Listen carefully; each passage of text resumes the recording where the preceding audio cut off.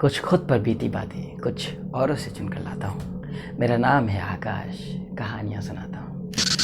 Mic with आकाश पर आज की कहानी मेरी खुद की आप बीती है, जिसका नाम है भूतिया दस्तक। हर किसी की ज़िंदगी में कोई ना कोई घटना ऐसी ज़रूर होती है जो उसे उम्र भर याद रह जाती है।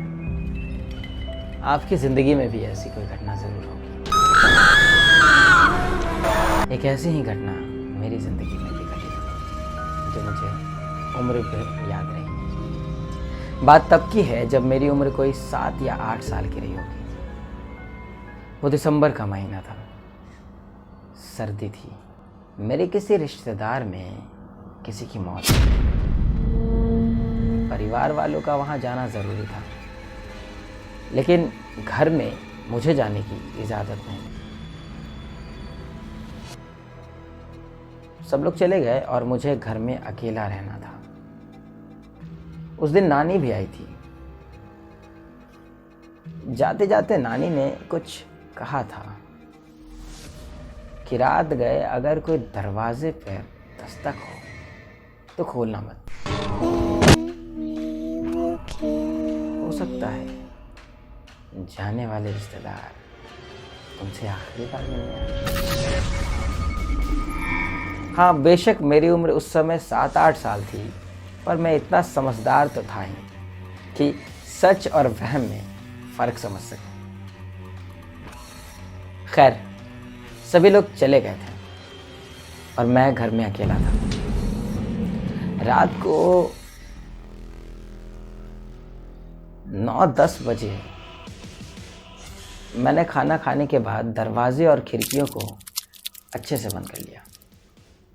हालांकि मुझे डर नहीं लग रहा था, मगर फिर भी अकेले रहने का एहतियात तो बरतना था, इसलिए मैंने खिड़कियां और दरवाज़ों को बंद किया था। आप चाहे कितने भी मजबूत क्यों हो, डर तो आपको डराता ही है।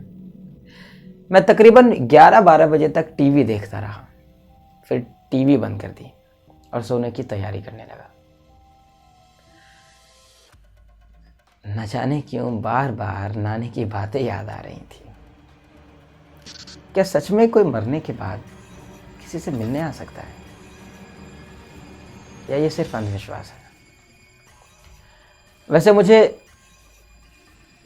लाइट ऑफ किए बगैर नींद नहीं आती, मगर उस रात मैंने लाइट ऑन ही रखा था क्योंकि मुझे डर लगा। हाँ, मैं दिखाना नहीं चाह रहा था कि मैं डरता हूँ, मगर डर तो लगता है ना। समय गुजरता गया, 11, 11:30 और फिर 12।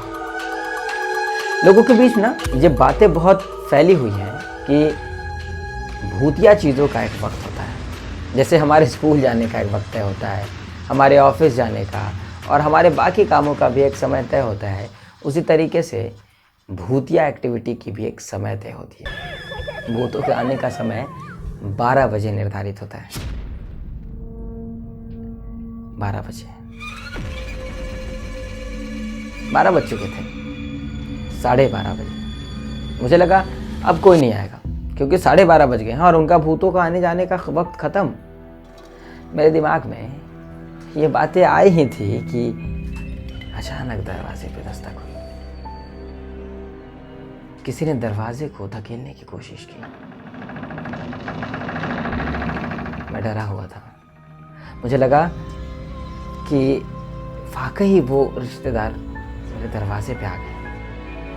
खैर, मैंने हिम्मतें जुटाए रखी।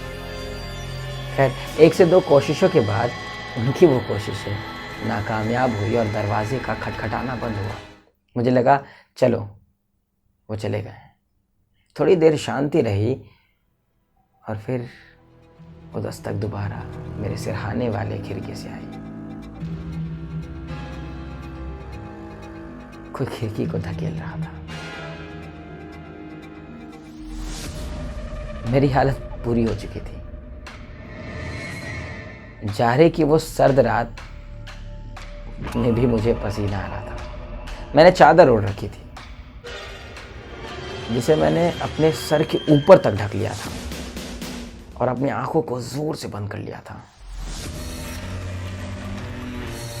2-3 कोशिशों के बाद खिड़की भी नहीं खुली और मुझे लगा वो फिर चले गए। 2 कोशिशें हो चुकी थी, मुझे लगा अब नहीं।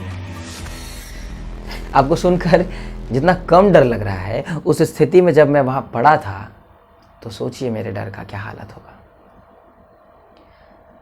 2 कोशिशें नाकामयाब हो चुकी थी। मुझे लगा अब तीसरी कोशिश तो कोई करेगा ही नहीं, लेकिन मैं गलत था।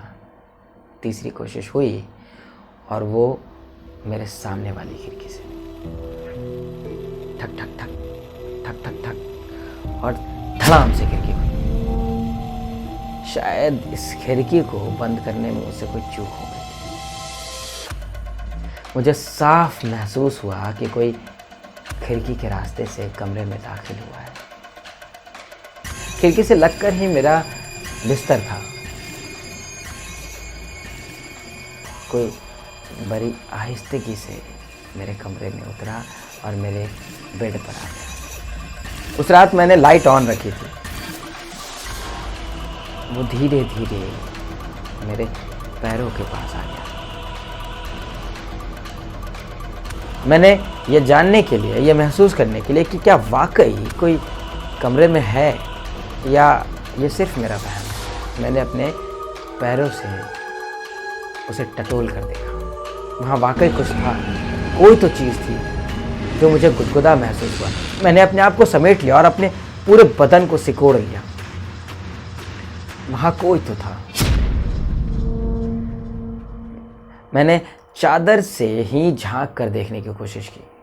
चादर की वो पतली परत से एक धुंधली सी तस्वीर जैसी कुछ दिखाई तो देता था, मगर वहाँ कोई दिखाई ही नहीं दे रहा था। लेकिन मैंने अभी अभी कुछ तो महसूस किया था, कोई तो था, कोई तो था। तो माइक विद आकाश में ये थी कहानी भूतिया दस्तक का पहला अध्याय। कहानी को आगे जानने के लिए कि आखिर कौन था मेरे साथ उस रात उस बिस्तर में, सुनते रहें माइक विद आकाश। हम मिलेंगे फिर से इस कहानी को पूरा लेकर। तब तक के लिए मुझे दे इजाज़त। धन्यवाद।